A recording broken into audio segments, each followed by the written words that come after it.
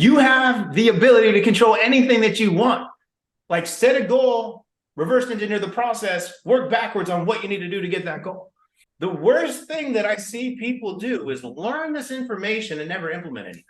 It's just time. It's just putting in those reps. And it's just like anything else. They say, how did the black belt evolve over time? It's just because every black belt was a white belt. The more that you train, your belt gets dirty. And so they started to just put those things together. And, every black belt was once a white belt. And all a black belt is a white belt that doesn't give up. Ladies and gentlemen, I want to admit one thing right up front. I have never really graced the cover of anything other than my Facebook profile. The guest today here he's been on 7 covers as a model athlete. I've got a whole list of accolades I want to introduce here before I give you the official introduction, but it is really important to know that the remarkable guest here has a career spanning 24 years in the business. We talked on episode 1 about coaches and inspirations, and so he has been a business coach and he has mastered the evolution of this entire fitness industry. Super stoked to have him here. And the landscape of the digital fitness journey has changed for everybody. And I know that being someone who was in the gym industry before, there's a lot of listeners right now who want to know how to get onto that digital platform world. And this is the guy to hear it from. But there's more. He's not just a fitness enthusiast. He's taken the physique to the pinnacle with an IFBB Pro men's physique card. He's also been a sponsored athlete from Optimum Nutrition. He's not just about pumping iron and hitting fitness milestones. This guest has a purple belt in jiu-jitsu. And so, we're going to get tangled up in some conversation tonight. And I know he knows his way around the holds, right? Before conquering the fitness realm, he tackled the gridiron as a former college football player. Devoted husband, father of 2, incredible daughters, Sophia and Jordan. He's got Jackson the dog and Tiger the cat. This guy is a complete ultimate man in our opinion, and we were more than excited to invite him to the show today, and he was so kind to accept our invite, so Aaron and I are jacked about having him here. The impressive resume goes on, but the TNT Fit Pro coach, the Tobias Young Fitness, the Fit Pro Solutions, the owner, CEO, and founder, building not just multiple, from the ground up companies, and his journey embodies the dedication and expertise that Aaron and I are trying to get through to all the guys listening to our podcast. So today on the Ultimate Man podcast, we are all in for the ultimate conversation with the one and only Tobias Young. Welcome to the show, Tobias. Man, I don't think I could ever keep up with that intro. Thank you so much, Lawrence. I appreciate you, man. And more than anything, I'm just happy to be here with a couple of good dudes that I really admire and look up to. Thanks for having me. Yes. Jack to have you here, brother. You're one of our inspirations for sure. So this is a pleasure, my brother. All right. That's amazing. So, like I said, in episode 1, we talked about coaches and we talked about our story, and Aaron started things off with his story, and then I went into mine and we talked detail. So what I want to do is just kind of start out, not with your whole story right out of the gate, but just the first thing was looking at your journey. And I mean, you've had quite the ride, right? With everything, your IFBB Pro and the business coaching and everything. But when it goes back to the fitness, what was the particular moment that set you on your path to fitness, and what got you hooked on it in the first place? Yeah. So I'm going to bring this way back for you guys. So I didn't have a dad growing up. So it was just me and a single mom. And she was an alcoholic at the time. She was, we didn't have a lot of money. So she was, not there a lot. And I had that lack of a male role model, growing up. And so I always kind of felt like I needed that. I would turn on the television and it was a TV on the ground in a little studio. It was like a small little apartment in San Francisco. And used to watch The Incredible Hulk with Lou Ferrigno. How many of you guys that are listening in have watched that show back in the day? Yes, that was my inspiration. And ever since, seeing that, I always wanted to be strong, and I always wanted to have that sense of confidence and power. And, growing up without a dad, you're kind of like lacking direction and all those kind of things. So when I was 11, my mom actually got me a big brother from the Big Brothers program. His name's Elliot Dom. We're still in contact, still one of my very best friends. And he got me started with the gym membership because he was a former athlete himself. he was working out in the gym, every single week religiously. And he got me started on that journey. So I think it kind of rubbed off on me. He got me some personal training sessions to kind of start me on the go. So when I was 12, I fell in love with working out and how it felt. And then I started to see the changes, in my physique, which obviously gave me confidence. And from there, I never looked back. Like, it helped me with performance in sports that I did, with everything else. And I owe everything to, I got to say, I owe it to Elliot. Like, Elliot, if you're listening to this, man, and I'll make sure I share this episode with you. Thank you so much for getting me started on my journey. You've helped me so very much. And then from there, it rose up the ranks. But that's basically how it started at 12 years old. That's incredible. I love it. And shout out to Elliot, man. That's such a cool program. And there's your first coach, right? Your first person believing in you. I love it. Coach Aaron, what do you got for us, brother? I Got a mean, that's question how ready? I love that. It's kind of how I got inspired too by, like, I think Conan the Barbarian was one of the first ones that I watched. So, like, watching Arnold, like, way back in the day, and I was just like, yeah, I want to be like that, bro. So I could totally relate to the Hulk. Watch that bad boy too. Oh, yeah. I used to watch all those Arnold movies as well. And I was fortunate enough to meet him several times. And he's a cool dude. But yeah, I mean, Conan the Barbarian, the Destroyer, all those were some of my favorite shows, man. That's awesome.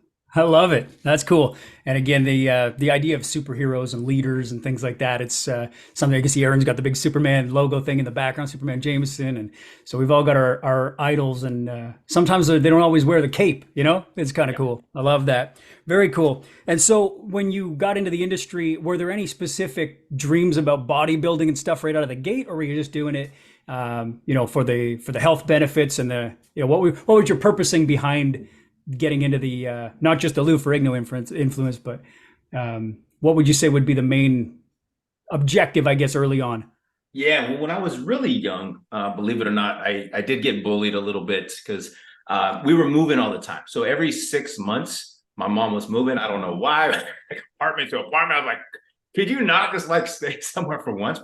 And I think a lot of it was just financially, right? So I don't know if we were getting evicted or what was going on, but anyhow, when you're the new kid in school and there's everybody that's already set up, it's like you're getting looked at, you're getting bullied, and people are like, who's this new kid? Let me push him around. And so, like, just having that over time, I think, definitely, helped me, have the physique and maybe be able to build up the confidence in there, especially as I got into junior high, a little bit older, and, then into high school and things like that.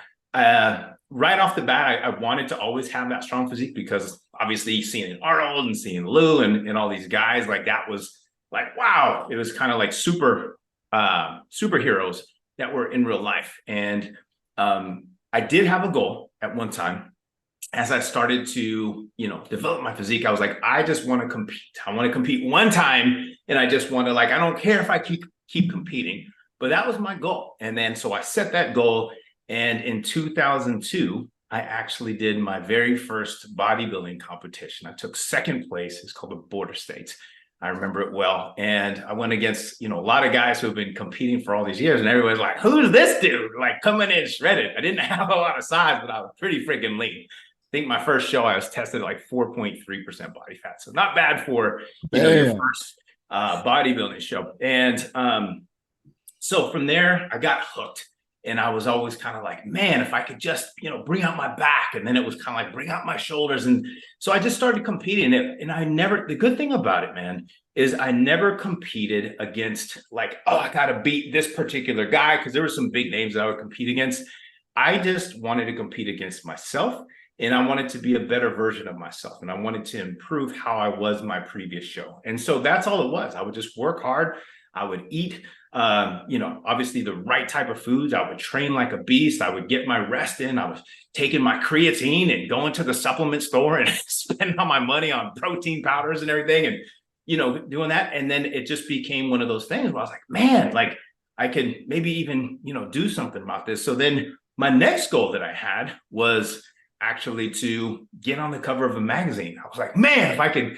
Actually, the first one was just to get in a magazine. So I can get in a magazine. And then before you know it, from some of my competition, some of my shots started getting, published in some of the magazines. And then I had one of the big photographers from Muscle Mag, and he did muscular development and a lot of these other ones. He actually reached out. He's like, hey, he was at my show. He's like, dude, like you got what it takes. Like, let's set up a photo shoot.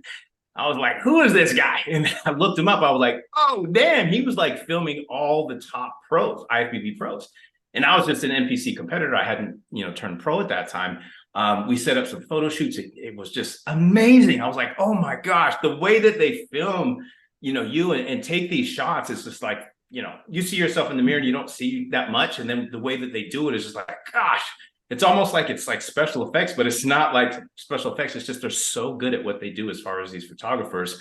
And so then my next, then there was, several different, magazine spreads that I was in. And then, Muscle and Fitness contacted me and wanted to do a spread. And then I became a sponsored athlete with Optimum Nutrition. And then I was doing all kind of shoots with them all the time. And it just took off. And then that's when I started getting into some bigger, magazines and got into covers. And it was just one of those blessings that was in disguise. And that was kind of like my goal at the time. And then I had a goal of, let me get my pro card.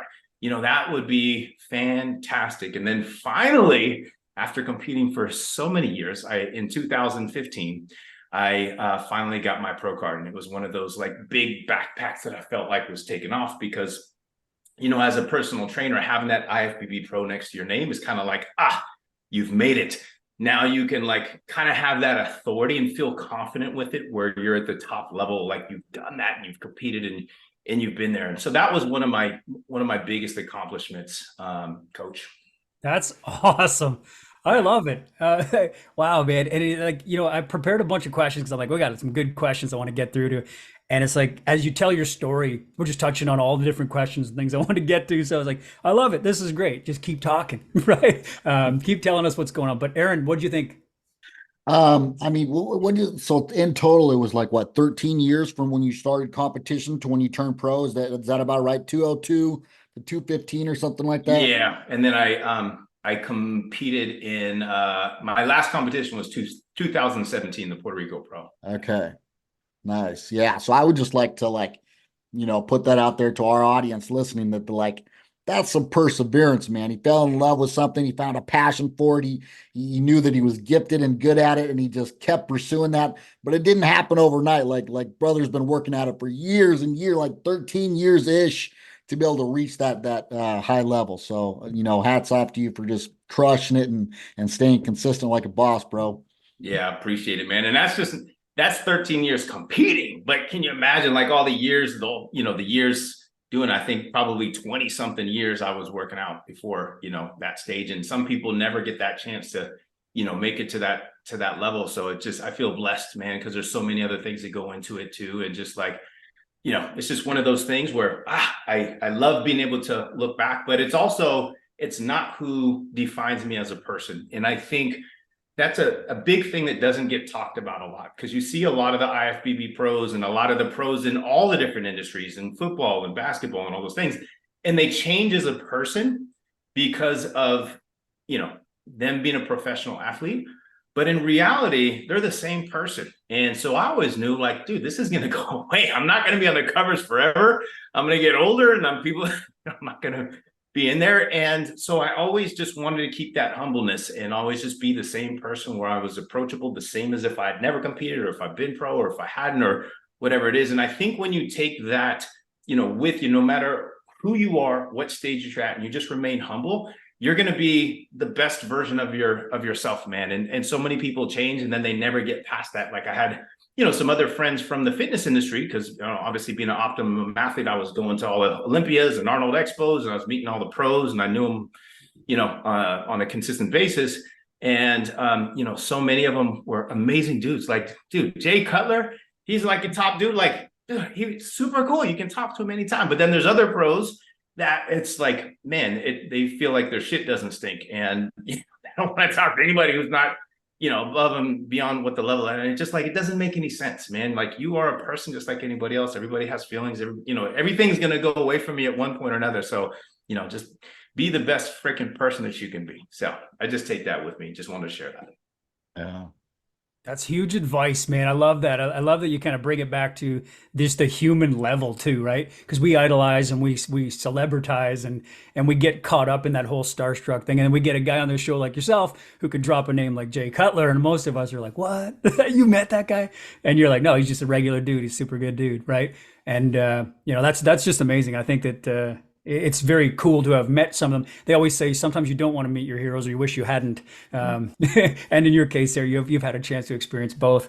But I wanted to go back to the magazine cover thing for a second, because I know there's a lot of young guys watching this right now or listening to the podcast, and they're going, "Dude, this guy was like a magazine article guy. Like he was on the cover, and he also had sponsorships. How do I get that? If I'm training hard and I'm, should they be chasing the next, whatever." The different, I guess, supplements on the market to try and get as big as they can. Is that what got you noticed, or was it the hard work and the consistency, right place, right time?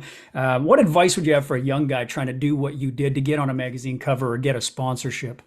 Yeah, that's a great question in there too. And one, obviously, you got to be marketable, because there's plenty of people that have great physiques that aren't marketable. They can't talk. They don't know about product. They're not friendly to people. Like, we had Optimum athletes that would come on board, and before I know, they were gone, because it's like we would bring them to the expos and they would just be like wet fishes. They would just like sit there. They wouldn't talk to anybody, and like people would ask them advices, and they would like, it was like that. I mean, fortunately, Bob, who is the manager of the Optimum team, was amazing. He was really good he had a good eye for those type of people. So those people would be gone right away.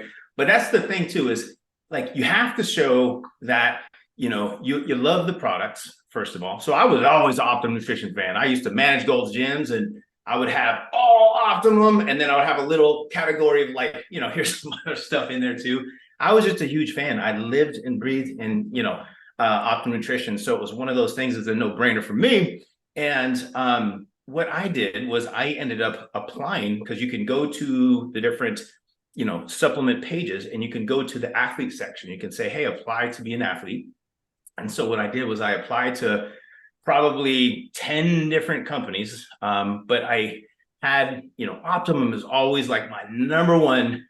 And most of them never got back to me. I had like one or two other companies that, replied, and they're like, maybe in the future, whatever. You definitely want to have some good photos that you take. So, get a photographer and just do some good shots. You want to have some lifestyle shots in there too. You don't want to just have all stage shots or anything like that. If you have any, coverage from any magazines or anything, that's always a plus, because that shows that you're already being marketed and so forth. But you don't need that. That's the thing. And you want to show, as you put in your application, you want to show your personality. This is why I love it. This is how I love helping people. They want to know that you want to genuinely help people, and they want to know why you take the supplements, instead of just like, yeah, I take whey protein. Like, don't be a robot. Be somebody that they're going to know, like, this is going to be a true, person that's going to be ambassador of our product. So can we put our name on this? And these are multi-million dollar companies. Optimum is probably at the billion. I don't know if they're at a billion, but they probably are.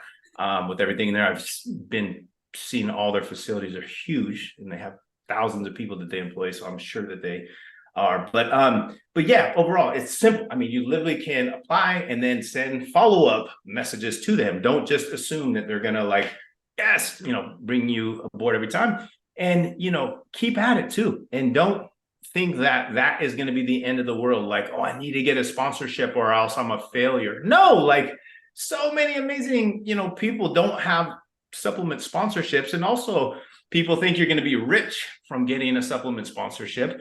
And I started off with just getting an allowance. I think my first contract was, like, $250 a month of supplement product. And then they sent me a bunch of swag and everything too, which is cool. And then it went to $500 per month of product. And then it went to, getting a salary, $600 a month. And it went to $800. It went to $1,000. And it kept going up, because I showed that, I was very valuable and super passionate and very, very friendly with everybody that came into all the expos, and became one of the fan favorites, which was awesome, because I love doing all that stuff. And then you get the chance to feel like a celebrity, signing autographs with everybody coming up and stuff and giving out your supplement samples. It's just a lot of fun. And I was blessed enough to go to Australia 3 different occasions, and went to Germany. I got asked to go to like so many other places in Brazil, and at the time, the gym that I was working for wasn't giving me too much time off. So I would only have, a certain amount of times. Otherwise, I could have literally been all over the world, like all the time. Like Steve Cook was one of my friends from Optimum, and that dude, like, he makes a good living out of what he does too. But he's also got a videographer that's with him like 24/7. Like, I don't want that. I remember we'd be in the lines of Optimum Nutrition. There'd be the Optimum Nutrition line, there'd be the Steve Cook line, where everybody would be like waiting a mile back to like be able to meet Steve. And I'm like, what the heck? Like, this is, to me, he was always just like, one of us. He was just one of our friends that we would just jam with and stuff. But he just had this huge following, and it was all like boys like 17 to like 21 years old. They're just like all the same. They all dress like them, had their Swolger Nation stuff in there. Nothing against Steve. I love you, brother. You know it. And but it was always funny. All the Optimum teammates would always kind of give them the little jabs and make fun of them and stuff. But yeah, so all good. But it's been a true blessing. But that's the way that you're going to be able to apply to be a sponsored athlete in there. And then obviously you're still going to need a job. You're not going to want to rely on just being a sponsored athlete. But yes, you can get, free supplements and free gear, supplements, workout gear and all that kind of stuff. They'll send you gym bags and, shirts. And I had so much stuff. Optimum was always the best at all that stuff. And Optimum was known to be the top company to work for. It would be like Christmas time and they'd send a huge box worth of just clothes. I would have like 10 shirts and sweatpants and gym bags and backpacks and duffel bags. And like, I was like, holy cow, my friends loved me because I wasn't able to use all their clothes. So I was like, dude, you need a shirt? And some cool Optimum only, stuff. So everybody got hooked up, and I still rock my Optimum Nutrition workout gym bag. I actually just bought another one that's going to be arriving tomorrow, and I still use my Optimum shirts and all that kind of stuff. So Optimum, you rock. I'll always be a fan. There you go. Shout out to the Optimum Nutrition team. And I think I've seen a lot of Steve Cook. I'm pretty sure. I think he's aligned with the Gymshark stuff now. I think, if I'm right about that. And yeah, what do you think it was that drew all the young demographic towards him at that point? Man, he was hitting social media so hard before social media was a thing. So he got in the beginning stages, but literally he had his videographer with him all the time. This guy had this video camera, and he was always like just following everywhere he would go around the expos, the videographer. So he put out so much content, like people can stream Steve Cook, all that kind of stuff. And then he competed and did some other stuff. And he was one of the first, we actually competed together. And he got his pro card before me, but yeah, I mean, that's all things in there too, but he's very marketable. Like, dude, he's, good looking dude. He speaks well. He's very engaging. Like I don't know if you get a chance to meet him, but he's very sociable and stuff like that. And so, people love that. And he got in early, and he just was constantly putting out content and streaming and doing all those things in there too. So he just built a huge fan base from the beginning. And I think he had somebody probably helping him with some of the marketing and stuff, because he would do some cool giveaways, and you like and comment and share. And then it would just kind of like be this explosion of people following Steve Cook. So good for you, Steve. You're awesome. That's wicked. Good stuff. Any questions on that part, Aaron? No. Thanks for sharing all that's good stuff. I kind of want to pivot because I know we're only have so much time, and I want to like get to this good stuff that the questions that I've been just dying to answer have answered myself. So I'm going to pivot a little bit if you guys don't mind. Let's do it. I want to know, because I'm older now. I just turned 51 not too long ago. And Tobias, you said you're 48, right? Yes. Mm-hmm. And really, I really want to know, like, what has your transition been from like when you got out of the competitions and stuff, you're basically like your training protocol then versus now? Like, how have you had to adapt? Because I know I can't train as hard as I used to. My recoverability is just not as good. So I know, and I'm sure you're the same way. You go in there to the gym, and your instinct after all these years is just to crush it and go as hard as you can and all that. And you also do Brazilian Jiu-Jitsu, as Coach Lawrence said. You're also a purple belt in Brazilian Jiu-Jitsu, which is also very, very physically taxing, as well as being an entrepreneur, a CEO, having your own business. Like, that's a lot to frickin' juggle from an energetic point of view. I would just love to know, kind of maybe you can give kind of some insights on your training protocols, how you maintain that energy level, recovery strategies, anything you could think of in regards to that. Yeah. And I was one of those guys that would never take time off. So, for example, you would have some people that would compete and you wouldn't see them in the gym for 1 or 2 months after the shows. I was like, what the hell are you doing? Then you see them and then you can't even recognize them later on. I'm like, gosh. And then they would just decide that they want to compete again. Then they would just start working out and, diet and training. And it would be this huge roller coaster. And I was always into it, just like I always want to just work out. I want to feel good. I want to be strong. And I just want to, be my ultimate self, right? The Ultimate Man podcast. Yeah. So that's what I wanted to do. And so I was just always one of those guys that was just the most consistent dude that you will ever find. I competed on the weekend, Monday morning in the gym, knocking it out. Plus, it always helped that I was working in gyms that whole time. So it's not like I had a choice. There would be the lunch break and I'd be gym, boom. I would hit it in there too.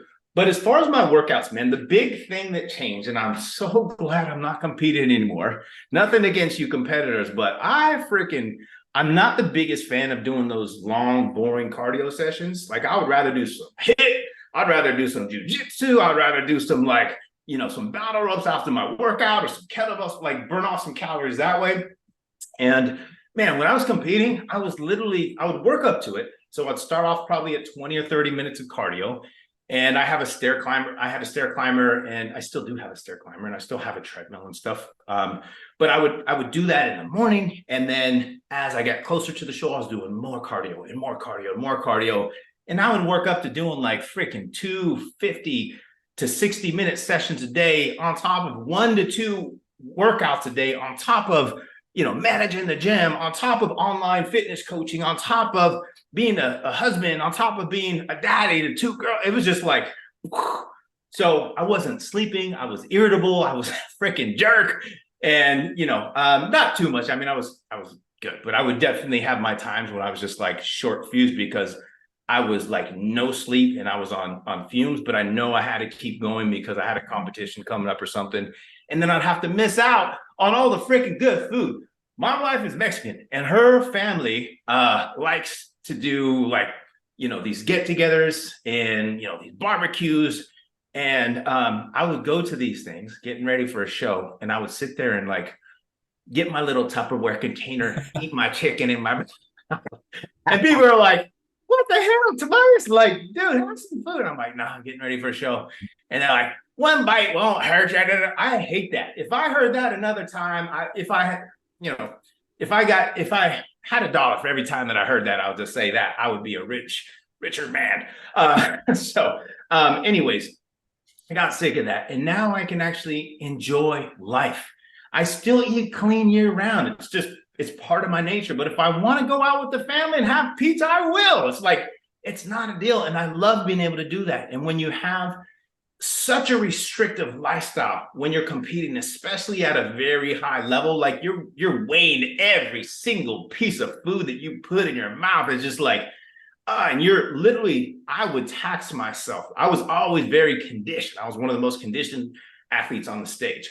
And so to do that, you got to be extra diligent with your nutrition and really cut those calories down and push your body as hard as you can without the calories to really drive the food. So I would have to take more pre-workout to be able to have the energy to push those weights. And it didn't get fun. Towards the end, I was just so excited to get the show over with. And that's not what you want. You want to be able to enjoy it.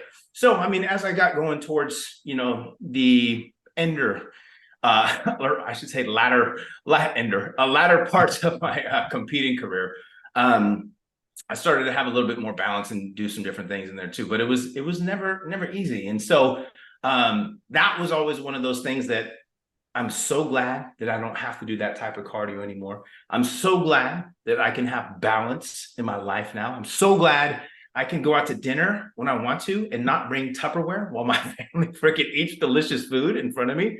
So glad I can do barbecues. If I, all those type of things. It's yes, do I like to eat clean? Yeah, I do. But it's I want to be able to have that complete flow, and I don't want to feel stressed out. I don't want to feel overworked and tired, and I don't want to be irritable in front of my kids because I'm just completely overtraining and things like that. My training pretty much, when I would get ready for a show, I'd probably train 6 days a week as far as weight training. Now I do Monday through Friday. I train Monday through Friday. I go in, I have my boys that I train with, and we work out for about an hour, sometimes hour 10 minutes, just hour 15 at the most, depends upon if, we do like conditioning at the very end. And conditioning is all like high intensity type stuff with, battle ropes and all kind of, crunch, just kind of finishers that we do.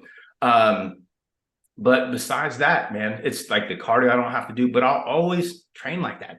And yeah, I'm 48 years old now. I'll be 49 in April, and my body doesn't recover the same. I was telling you guys before we started recording on here that, I actually popped my tricep yesterday. I was doing some tricep extensions, and I felt this bink, and then another bink, and then the weight dropped, and I'm like, gosh, dude, I haven't had a muscle pull in forever. And it's just like, man, I think as you get older, your body just doesn't heal the same. I'm like, man, give me some extra glutamine. Yeah. Let's go. So, besides that, I'll always train hard. It's just in my DNA. People from the gym are like, oh my God, like this dude's training like a beast. And I don't feel like I'm training like a beast. I'm just feeling like I'm training like how I always train. It's just, I always have a high intensity level. I don't like to talk when I'm working out. I just like to get focused. I like to hit it. I'll talk. My workout partners know now, like, don't even talk to me. Don't talk about sports and football and all this stuff in the middle of workout. Like, I want my focus to be on my breathing, on my rest periods, on my next set.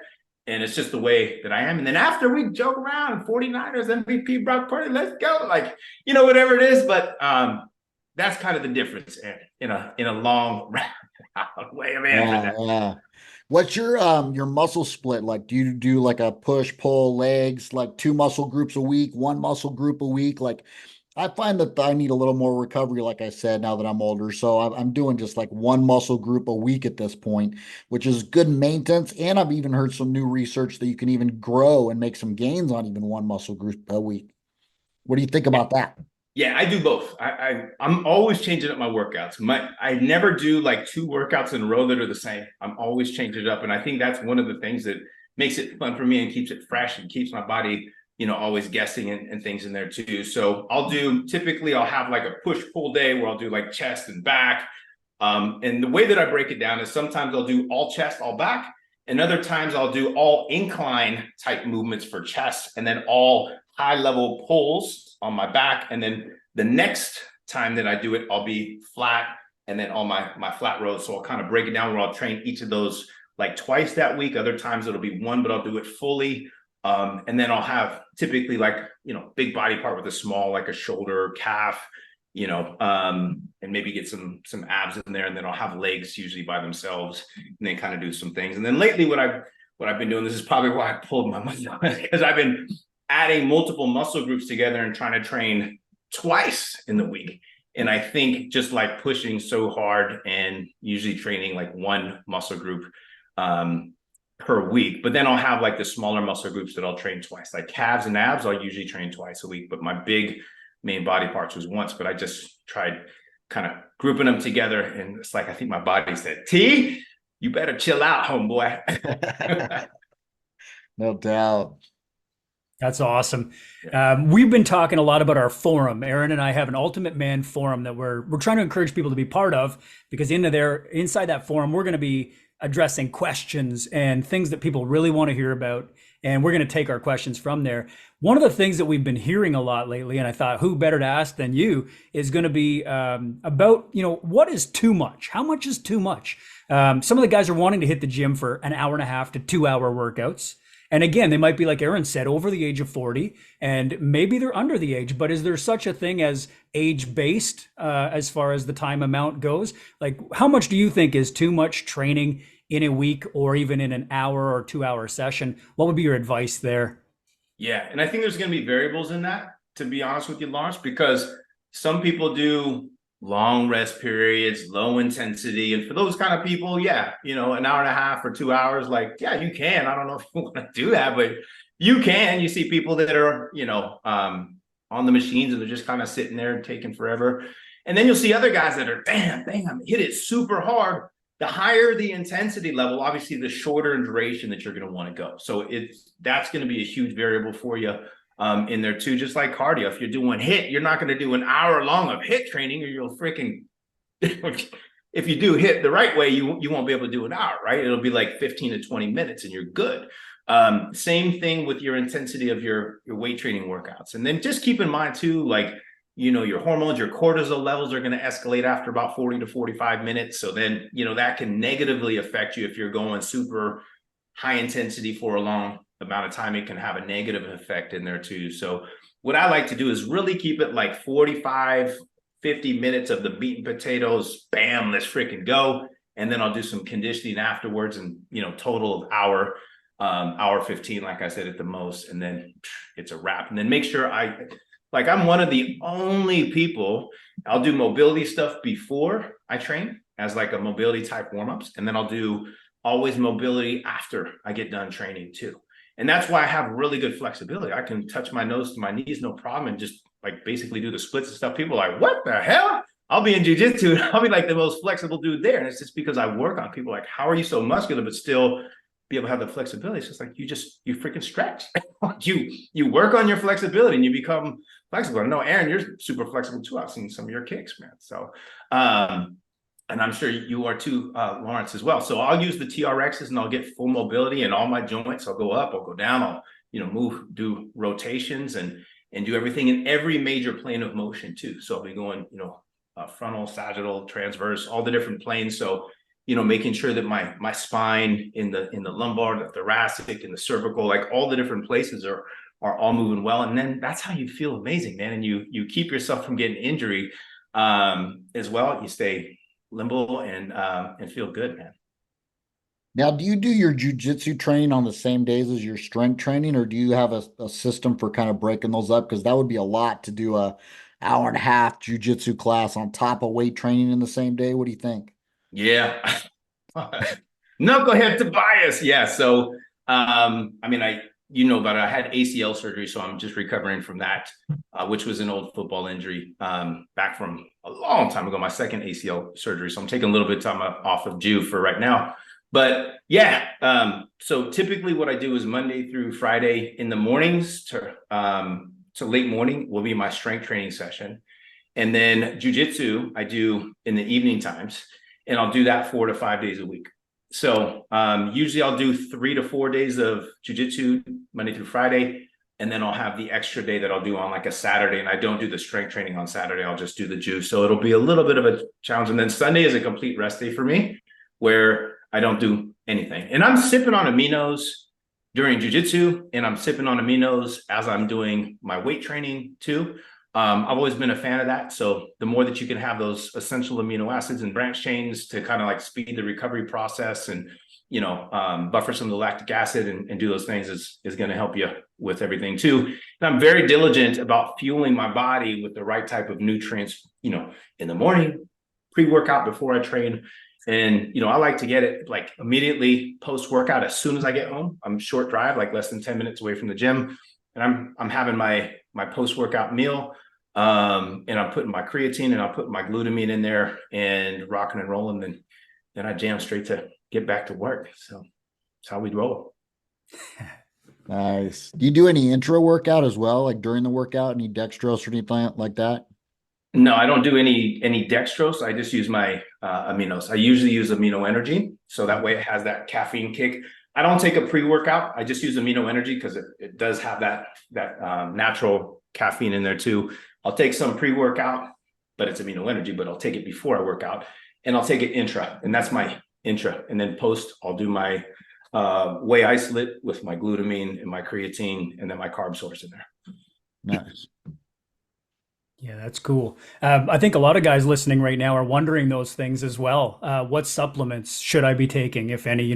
Obviously we try to promote whole food. Get your food, get your sources from food, whole food. And then when you supplement, what would you say if you had to list off maybe 3 of the main supplements, or you'd highly advise that everybody be taking, no matter what age or, whatever, as long as they're working out? What should they be using?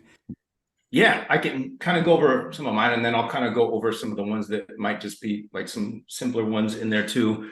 So every morning I have my multivitamin. Okay. I'll also have my essential fatty acids, so omega-3s, and fish oil. You can use cod oil. There's different types of ones in there too. And then I'll have my whey protein whenever I don't have, always try to get whole food, like whenever you can. Obviously, that's bar none. But me, I have a super busy schedule.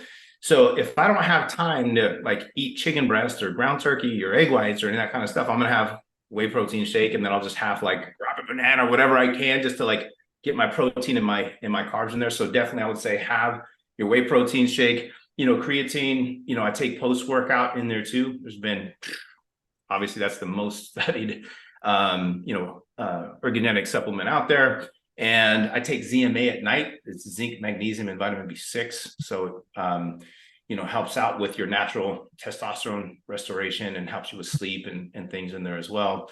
And then I'll take, fish oil 2 to usually twice a day, and have that before bed. And I'm just trying to think, my amino energy that I'll sip on. I take a green supplement as well, because I like to get vegetables in my diet. I love it. I actually love to make fresh green smoothies where you put in your kale and you put in your broccoli and you put, protein source in there, and some fruit juice and some natural fruits, and just make it delicious. Cucumber, those are amazing. But sometimes you don't have time to do that, and you don't want to clean out your blender and stuff all the time.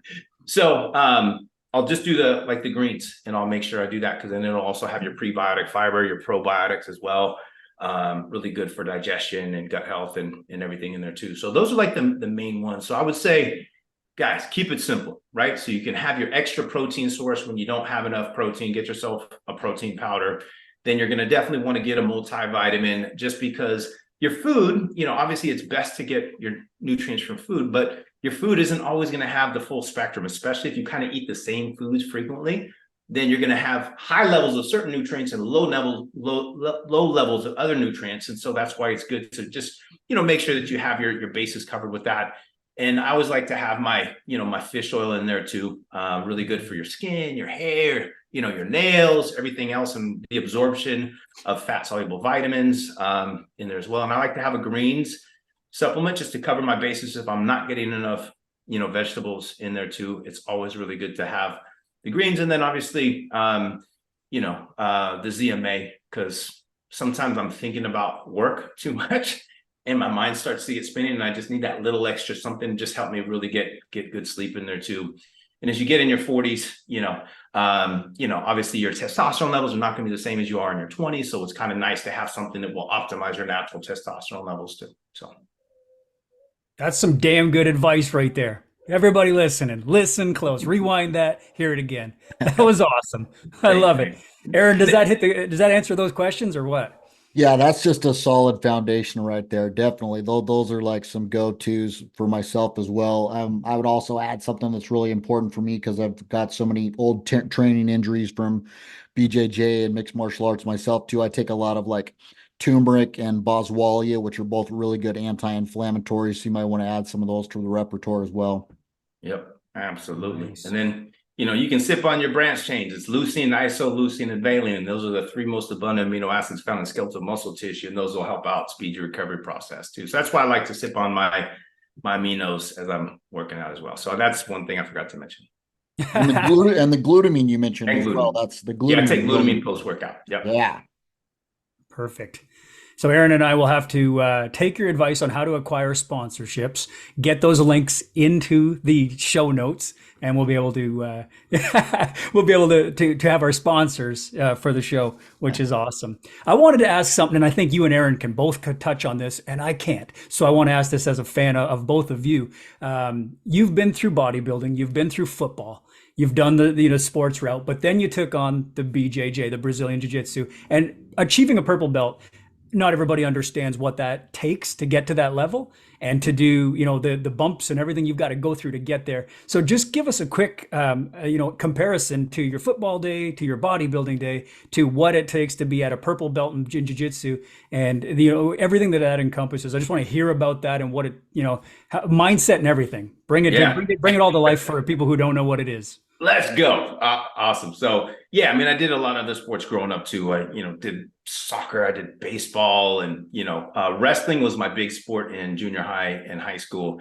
And then the JC wrestling coach wanted me to, he was on my ass there was a really good JC, Santa Rosa Junior College, had a really good wrestling team. He wanted me a part of that. And I was so done with cutting weight. I was like, I am not cutting weight anymore. I want to put on some muscle. I want to be a freaking beast. And that's when I went and, did the football thing. So then I could be my linebacker and put on, be my 220, 230 in there. But as far as BJJ, so when I was a trainer, when I started becoming a personal trainer, it was in 1999. It was a long time ago. It was back in San Diego, just south of San Diego, in a place called Chula Vista, South San Diego. And right across the street from the 24-hour fitness that I worked at was Ken Shamrock's Lions Den. And I know you guys remember that. So I was like, damn, this dude's in the UFC. And this was in the early stages, like UFC, like the first UFCs, right? And so I went over there and I was like, let me check this out. Maybe I'll get to see Ken Shamrock. And, I went in there and I met his dad, Bob, and he's like, yeah, come on in, try it out. Da, da, da, da. And my operations manager from 24 made a deal with the Lions Den where it was me and one of the other managers could train at the Lions Den for free. And then the Lions Den fighters, there was like Tony Galindo, there was Vernon White, there was Pete Williams. I don't know if you guys remember those names, but some back in the day names. So they would come in and train at the 24, and then we would be able to go train with them over at the Lions Den, and we kind of formed this alliance. And so that's how I first started. And we would go in there, and I was training with, rolling with some of these dudes, and they had these classes in there. And it wasn't jujitsu at the time. It was just, I think it was just like his Lions Den, he just called it. And there was like shirts. So you'd start off as a white shirt, and then you get your different color shirts in there. And so I trained over there for probably close to a year. And then I got transferred to a different location at 24 Hour Fitness. I became a manager at the Balboa location. So I switched around and went to different. So then I stopped doing that. And then I got close to another place that did BJJ. And so then I started to go there. And then there was Dean Lister's. You guys remember Dean Lister? Yeah. So he had a place that was next to another 24. So I met Dean. We were like, hey, Dean, what's up, man? So I got him a free membership at 24. And then, he got me in at his place, Dean Lister's Fighter Academy. And so we started, I started training over there for a while. And then I trained at just some separate different black belt location guys that were doing BJJ. And then I stopped it for 20 years and I got out of it completely. And I just got busy with life and everything that happened. And then I moved to Brentwood. I had a couple other places that I lived at, but then I went to Brentwood, and every single day I would drive by and I would see, Brazilian Jiu-Jitsu Academy. And, so I was like, oh my God, I drove by it every single day. And then eventually my daughter was like, hey, you want jiu-jitsu? And she wanted to do it. So I got her started, and it was over at this other place called Crosley Gracie. It was one of the Gracies. So she trained for I think 7 years over at Crosley Gracie's. But then finally I got that itch. I was watching them over there and I was like, I don't want to drive all the way to Crosley's, which is all the way across town. I'll just go here. So I went in there, and it was Ricardo Barros. And I ended up meeting him and started. And I was like, shit, I'm just going to freaking do it. So I jumped in after not training jiu-jitsu for probably 22 years, or however long it was. And I started just square one, white belt, and just went back into it. And then I just got hooked. I was like, oh my God, I love this. I was rolling with these dudes. They were like, who's this Tobias? Where did you learn how to freaking roll? I used to do it a little bit like 20 something years ago, nothing big. And I'm like, oh, dude, it was kind of funny. But because obviously when you have technique and you have strength and you have mobility and you have power and you have speed, there's like, you become like on another level than, some guys that are just kind of starting off with the stuff. So it was pretty cool. Then went over there and just became addicted. Like Ricardo Barros, whose academy it was, ended up becoming one of my best friends. And so he would work out with me every single day, and I would help him get ready for the world championships and all that stuff. And I would go in there and we would just train. So I started doing that. And before I know it, I was a blue belt. And well, actually he was always harder on me than every other freaking person in there. He waited like 2 or 3 years to give me my blue belt. And I think it was 3 years, 3 years before I got my blue belt. And then I just kept training. I trained over there for, I think it's been six and a half years or something like that. And then got my purple belt. And it's just a matter of one of those things. Like the more you do it, the better you get. and you go in there and you just have to be open to getting your ass kicked in the very beginning. Because obviously you're not going to be good at doing something like that if you don't have any experience. But just be humble, just be open to, trying it out, and you'll get better. Just like anything, the first time you dribble a basketball, you freaking suck, and then you start getting good at it, especially if you get some lessons. And the same thing with BJJ. And now it's like the only people that I roll with is like the black belts, you know what I mean? Because that's kind of like where my level is at, and that's all my friends are the black belts in the academy and so forth. And it's just one of those things where it becomes a part of your lifestyle, and it's hard to explain. I mean, you guys both know because you guys have huge martial arts backgrounds, but when you become ingrained in that, it's like it's like your friends and those people that are in that realm. It's I don't know how to explain it, guys. Like you're just it's a whole nother beast, but it becomes super addicting in there too, because then it's like you want to continue to learn, and then there's no matter which type of moves that you learn, it's like you want to keep practicing them in your head so you don't forget what you learned. But then no matter what you learn, there's always a counter to that move. And it's just like, oh God, this is never going to end. It becomes fun because there's a counter to every single counter that you do. And it's like a chess match, as you get in there. And if you like that kind of thing, where if you like challenging yourself and you like being, the best version of yourself, and that's obviously, I love doing that because of my whole background. I know you guys do. So if you like that challenge and you want to be the best version of yourself, and give it a shot, jump in there, take a BJJ class. You'll love it. Yeah. That's awesome. Have you got any specific jiu-jitsu questions, Aaron, or anything in the MMA or that you wanted to add to that? I would just add, I mean, you got to be full stack to be in jujitsu, and like the more you are full stack, the better it is. So you've got, I mean, I know Tobias well. Like you've got not only the physical prowess, but you're super smart dude. So you have that, like you said, it's like a chess game, and you never stop learning. Like it's the evolution of jujitsu can just go on forever. So that's super cool. And I also know you trained, or you, I think you went to school because you lived in one of the towns here near kind of where I'm at in Santa Rosa, and trained a little bit, or went to school with one of my other coaches, David Terrell. Did you train with him or wrestle with him or have any experience with that? No, I never did. One of my best friends from high school now trains over at Dave Terrell's, and me and Dave knew each other. I was one of the team captains in high school, and so I was kind of known as that wrestler guy. And I was 160 was my senior year that I wrestled. I was cutting from like 185 down to 160s. My Coach Jackson, he was an Olympic trial caliber level wrestler. He was like, "You're a 160, Tobias. You're a 160." So I'd have to cut all this freaking weight. Oh, that sucked. But anyhow, Dave Terrell came in the year after I graduated. He came in, and that was back when high school was 10, 11, 12. There was no ninth grade back then. But I knew of him because then one of my friends became the head coach at Pioneer High School, which was the high school that I went to. He was like, "Dude, come and wrestle with us, man. And we got this guy too, Dave Terrell. He's a freaking beast. Like, you will love wrestling with this dude. Like, he's really good." And I never did that. He was always, but I was always working so much, and I was playing football, and I was doing all this other stuff, and I never did it. But me and Dave met each other, several times, and we know each other, and we were cool and all that kind of stuff. But I have the ultimate respect for him. I actually met his dad back at a 24-hour Nautilus back in the day. We were working out, and like his dad was telling me, "Oh man, my son, he's gonna be this a UFC fighter. He'll kick anybody." I was like, okay. I was thinking that this guy was just like mouthing off and all the stuff, but it turns out, no, this dude's legit. Yeah. But here's the thing, like Dave Terrell's dad was like actually telling me, because I was talking with him and working out, and I was telling him some of my dreams that I wanted to become a bodybuilder. And like, yeah, you can be a bodybuilder, but you'll be like down there, I'll be over here. And I guess his dad competed and stuff. His dad was like kind of being nice, but he was like kind of talking down to me that I'll never be able to be on the stage and all those kind of things. So that actually motivated me. It demotivated me at first, because I was thinking like, shit, maybe I'm not good enough. But then I was like, you know what? Let me prove these people wrong. It was actually Dave Terrell's dad. But Dave, super dude, you have amazing skills. This dude is like, he didn't win the Abu Dhabi, I think.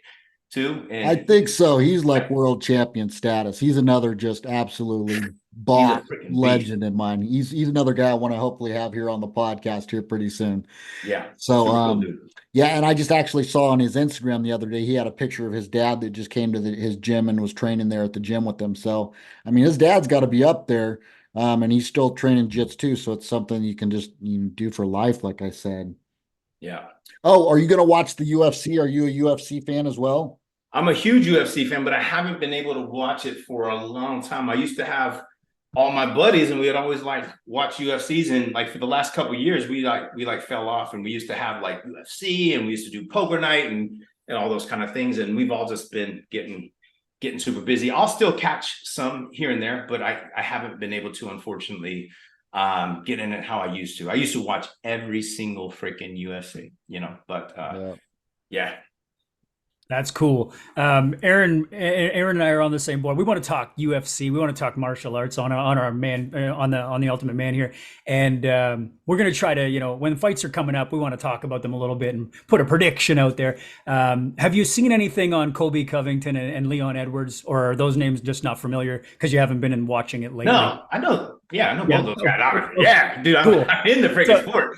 Yeah. So they're about to throw down. What is your prediction? What do you say? Oh man, Colby's wrestling is so good. Leon, he can just surprise you. You know what I mean? With just coming out of nowhere with some crazy shit. So, Yeah, striker versus grappler. It's it's the ultimate. That's the fun of this for me. When we were kids, we used to always say, well, who would win? Muhammad Ali or Mike Tyson if you put them together, and then who would win, Bruce Lee or Mike Tyson? You start mixing arts, right? And it was like these fantasy matchups. But for the first time, MMA brought it together and said, let's put a grappler wrestler against a striker, and that's the fun and the magic of the whole thing. So it makes it a tough call. But if you had to pick, what do you think it's going to go down? I hope Leon Edwards would win. And I don't like Colby Covington. He just rubs me wrong with the way he is and all his social media. Hey, bitches, like, and having all these things. I know he's probably just doing it for marketing and doing all this kind of stuff. And, but I hope Leon wins. I'll just say that. Cool. Aaron, what about you, brother? I was the same way. I was kind of out of it for several years. I stopped following it when I kind of got out of the, game myself a little bit. But then I just got back into it recently. And, I think like I agree, like Colby's a little bit over the top, like take it down a notch, bro. But at the same time, he's such a phenomenal athlete. And I kind of like his charisma nonetheless. And I haven't watched that much of Leon Edwards. I know he's a savage as well, but I've followed a lot more of Colby. So I'm kind of rooting for Colby on this one. Yeah. I'm rooting for Leon, but I think Colby would probably just do it just because he just a little bit I think that wrestling on top of everything else that he has just gives him that little extra edge. Yeah. Yeah. Strikers can impress you with that one shot knockout. It can happen. And we saw it happen with Usman as, where Leon kicked him in the head in the fifth round. But I'm going to go with Colby as well. I think the wrestling and the cardio, the conditioning, he's just there for the 5 rounds. He's going to grind it out. And And so you've heard it here on the Ultimate Man podcast. The prediction is all 3 going with Colby. So we'll see how that plays out. But I wanted to ask one more question, Tobias, regarding your particular journey. What's it going to take for you to go from purple belt to black belt, and what's in between there?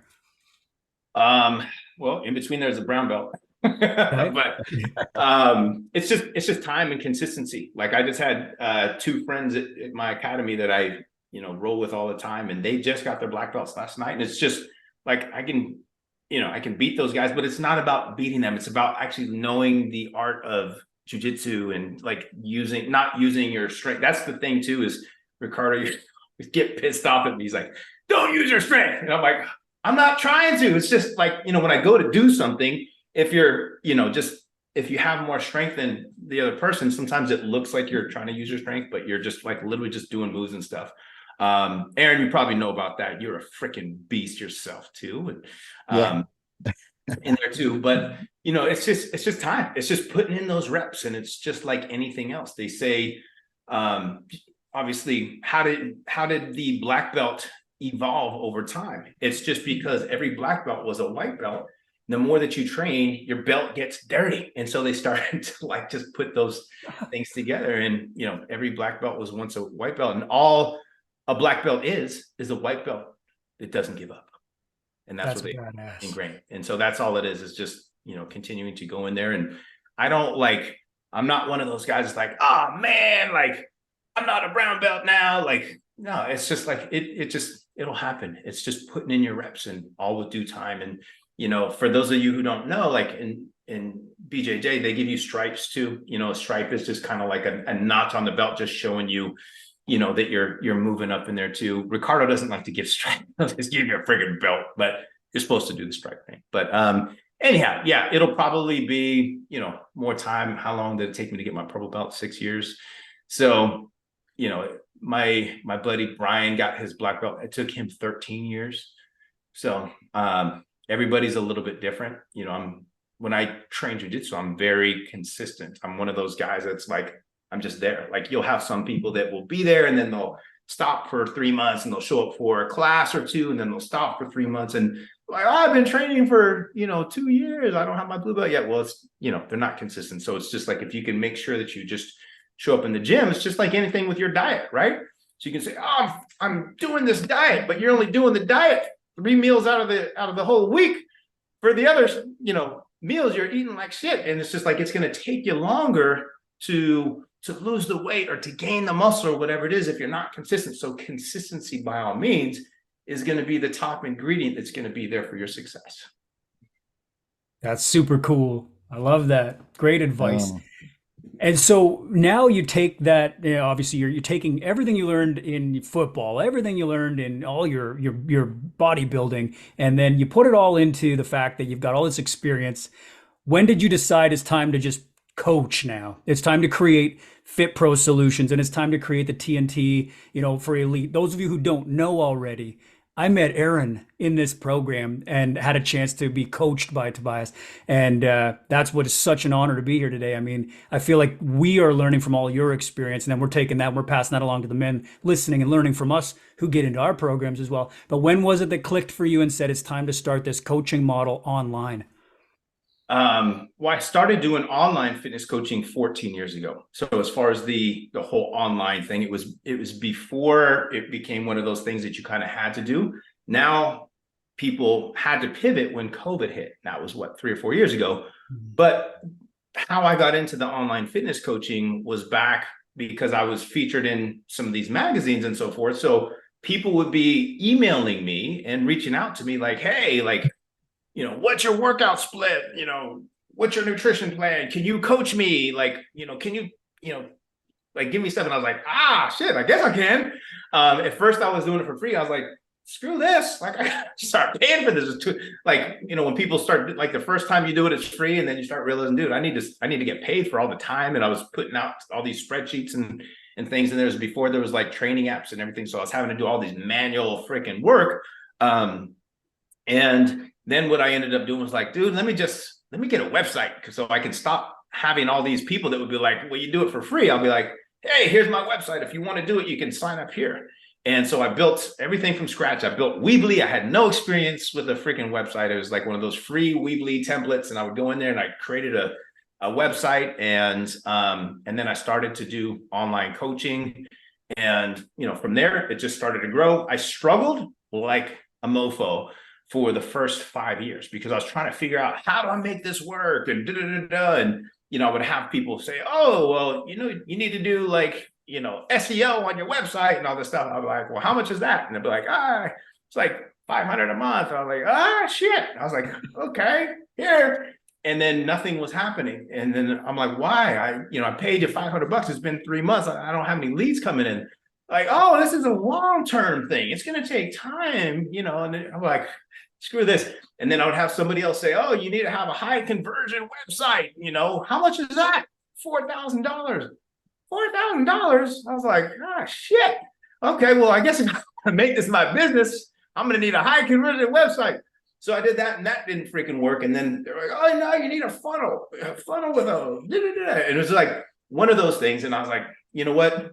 Let me just get a coach myself. Like I hired a business coach to like literally help me step by step. And I was like, oh, things started to click. Okay, I don't need to do all this stuff at this point. This is what I need to focus on. So I kind of had a little bit of a blueprint.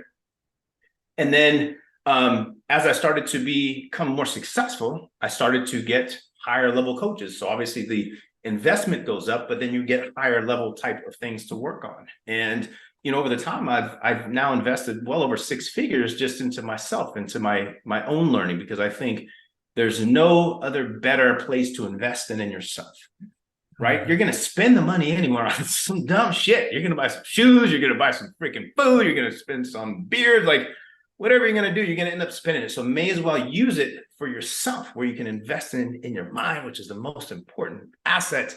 And then you can use that to make more money when you start to learn how to do all that stuff, right? So then, obviously that's been one of those things that I'm ongoing, always learning, always, investing in myself, always getting the help needed so I can be up to date on the highest level strategies and so forth. And that's just always been a part of my life, and it's helped me. But I started it 14 years ago.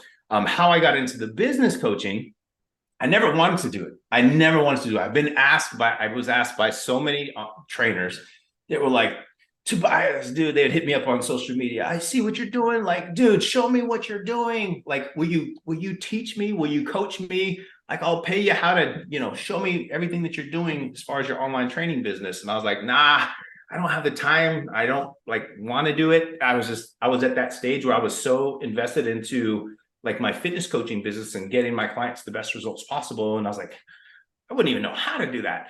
And then finally, I connected with one of my friends. His name was Van. We used to manage gyms together at a company called In Shape Health Clubs. So we were both district managers, and we oversaw different parts of the different clubs. And we connected on Facebook. And he's like, dude, what have you been up to? I'm like, hey, man, all good doing the fitness coaching thing. He said, yeah, I see that.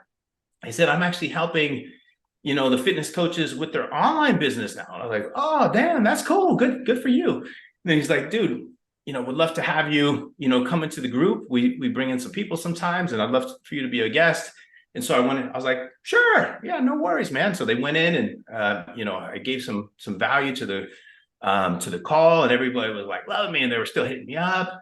And they're like, oh my God, that was freaking great. Thank you so much. And then he was like, dude, you should be coaching fit pros, like how to do this stuff.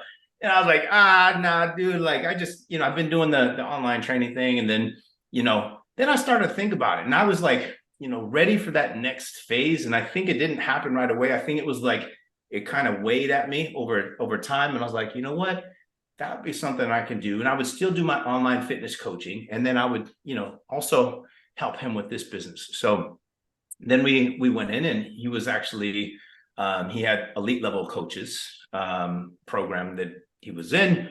Then we ended up collaborating, calling it TNT Fit Pro Coaching for Tobias and Taylor, which is his last name, Van Taylor. And then over time, I noticed that he wasn't invested as much into the program, and I was all in. I'm like, I love this shit. It became something where I thought about it 24/7, and I thought about how can I help the coaches even more? What can I do? And I transitioned my business. I still do fitness coaching, but now my 100% focus is on the business coaching. And he wasn't in that. And I noticed he was doing a lot of other kind of little things and kind of distracted in crypto and stuff. Nothing against that, but I ended up just buying him out. I was like, dude, I'll just take it over. Give me a dollar amount. And I was like, okay, here.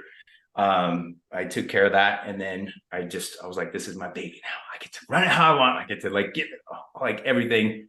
And so now it's just something that I absolutely love to do. It's my passion. And it's just like anything, as you do it long enough, you get really good at doing something, and then you're able to coach others on how to do it successfully. Just like, martial arts, if you do it for, 20, 30 years, and your next step, instead of doing martial arts, you're going to get to where, hey, maybe you want to help others learn martial arts or whatever it is. It's the same thing with the coaching with me. That's wild. I love that. And there's two things that you said that I took out of that. One was when you talked earlier about that whole Steve Cook situation and all the charisma that he had going for him. We see that in you now, like in spades, and you're like, hey, the people loved you on those calls. Your charisma shines, right? So, guys out there listening, don't be afraid to be at your best and show your charisma off. It's definitely a lead magnet in every aspect of life, which is cool. The other thing was you talked about those first few years of trying to get business going as a trainer. And for trainers who are listening right now, it correlated over to the martial arts story you told, where you said you got to be willing to get your ass kicked in the beginning for a little while, right? And I was like, this dude, was trying to get his business off the ground and got his ass kicked and was misled. And maybe not misled, but you were told this is the next thing to do and the next thing to do. But until you got a coach to put it all together, you finally had a game plan and a structure. But I like how you talked about getting your ass kicked, not just in the jiu-jitsu, but in the business world as well. There's such a correlation there. And I thought that was pretty cool, man. And of course, now we've got all these, you're the CEO. And I mean, you've got all this stuff that you have at your design now that you've got, and you're leaving a legacy, I believe, for your daughters as well, right? Is that your intention? Is that what's going to happen? Are you handing this off to the kids, or what's going to happen there? No, I love it too much. I can't even think about handing it off right now. It's just I'm so invested into it mentally and emotionally and financially and everything in there too. Hey, maybe if my daughters, end up showing something right now, one is 12 and one is 15, they're just getting into kind of like a little bit of working out, kind of like, let me do some cardio. And one of them, my older daughter, goes to the gym with my wife on occasion as well. So it's kind of like getting into that thing. If she comes in and then just like really embraces fitness and becomes a fitness coach and, does that, hey, who knows? I'll be able to, have her take over the reins when in due time, but it's not going to be anytime soon, but it's a possibility. That's cool. Aaron and I are both really addressing parents too. Just while we're on the subject of the kids, we're talking to the parents. Aaron did a great video recently on kids he saw in the gym and what parents influence. How soon do you think your daughters maybe in particular, but how soon should a youngster start with weight training? Well, I started when I was 12 and everybody's like, dude, that's too young. Like you're going to stunt your growth and you're going to have stunted, bone plates and all that stuff. And you'll be like 4'2" and all that stuff. Dude, like my dad was 5'9". I'm not anything huge. I'm 5'10" and a half, but, I don't think that's a matter. I would say if you're going to start off younger, you're not going to ever want to do like maximum lifts and those kind of things. But if you're doing calisthenics and you're doing stuff at, 12, 13, 14 years old, and as long as it's not like you're not trying to like seriously kill your muscle, but you are, working on some movements and doing some different stuff, that's great. Like the sooner that you can get active and more mobile and all those things, the better. And I would say, yeah, when you start to get like 13 years old, and there's kind of like a good age where you're old enough to know and get in, and you can start to do some running and you can do some body weight movements, and then you can eventually get into some, lighter type of weight things in there too. But I'm a proponent for like starting off young, super adamant off that. Like I'm not one of those guys that's like, no, wait till you're 21 before you start. Hell no. Like, get in there. Come on. Love it. Hey, I hate to cut this short. I know we're gonna have to definitely do another episode. We could rap forever with you guys. Yeah. But maybe Lauren, I know because Tobias has got to bounce. He's got another appointment coming up here. So Lawrence, you want to wrap us up with our last question here for Perfect. I love it. Tobias? Thanks, Aaron.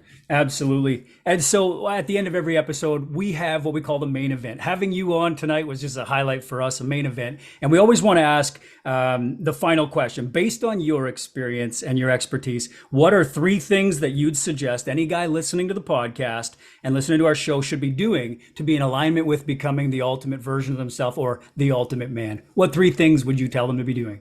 Yeah, hey, great question. So one of the things that has really helped is actually doing journaling.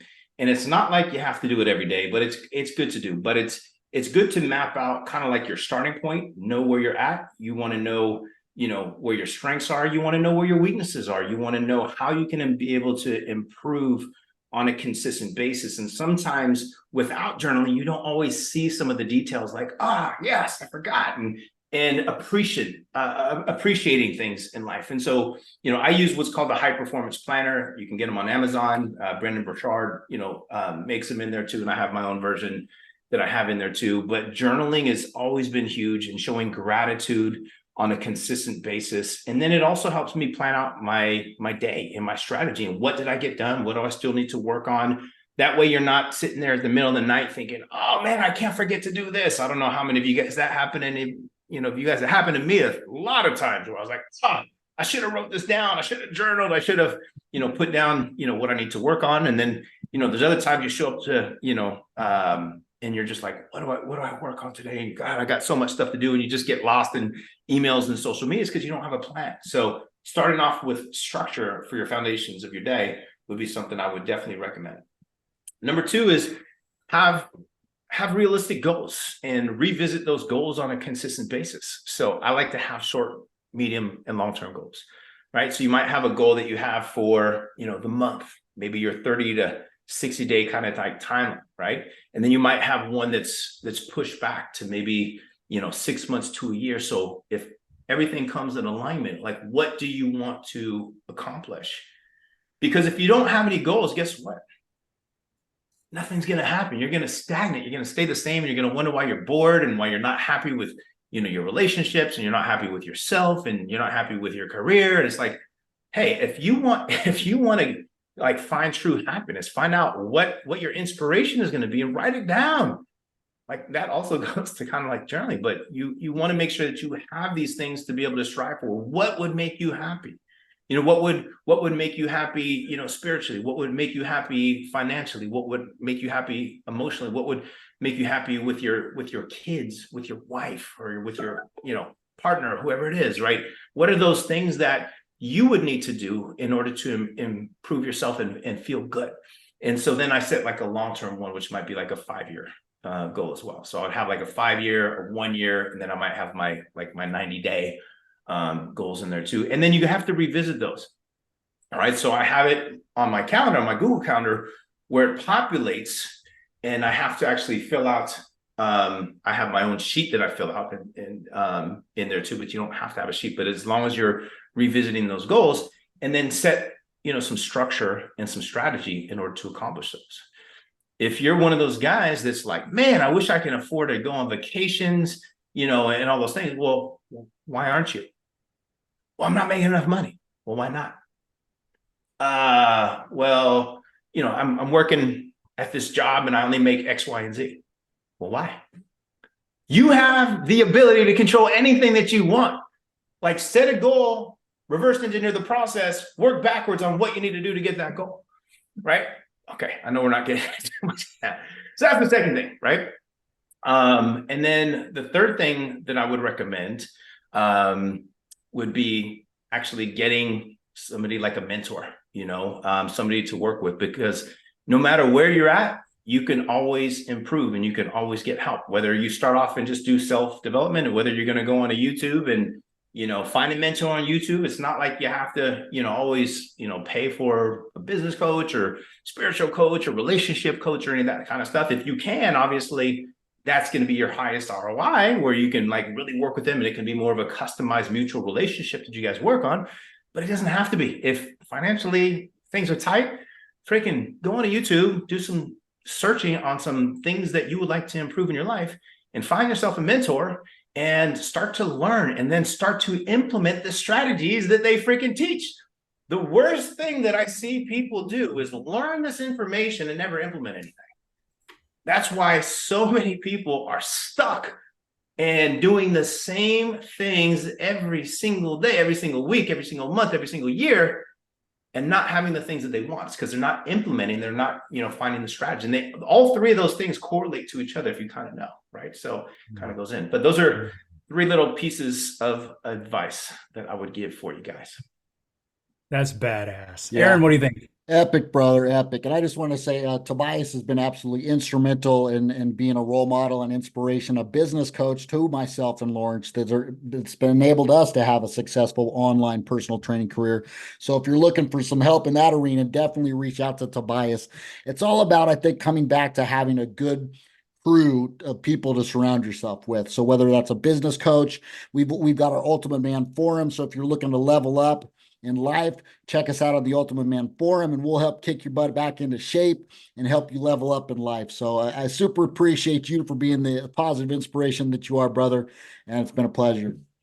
Hey, if you enjoyed today's episode, don't forget to like and subscribe to the channel. We appreciate it. It helps the algorithm and it helps us grow our channel so we can bring you more great episodes and some really great guests for the future.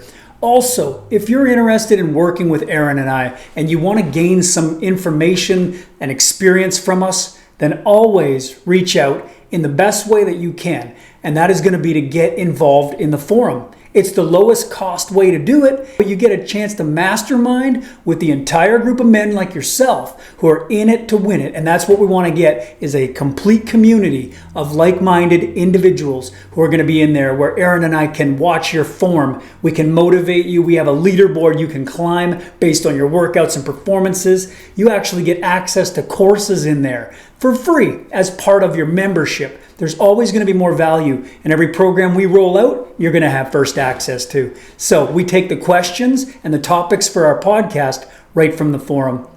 Gentlemen, there's no better place to be. If I wanted to get involved, this is where I would start. Get into the Ultimate Man Forum, and we will see you on the inside. Pleasure. Thank you guys so much for having me. This has been a blast. I feel like we can go on for hours and hours, but I know we got to keep it in here. But for all those guys listening, keep watching this podcast, tune in, and you got some good stuff coming up, because they told me on some goodies that you guys are going to be receiving soon. So make sure you like, you subscribe to this podcast, and you'll get lots more information. Amazing, brother. Thank you so much for your time. And as we always, at the end of it all, bring it in, boys. Yeah.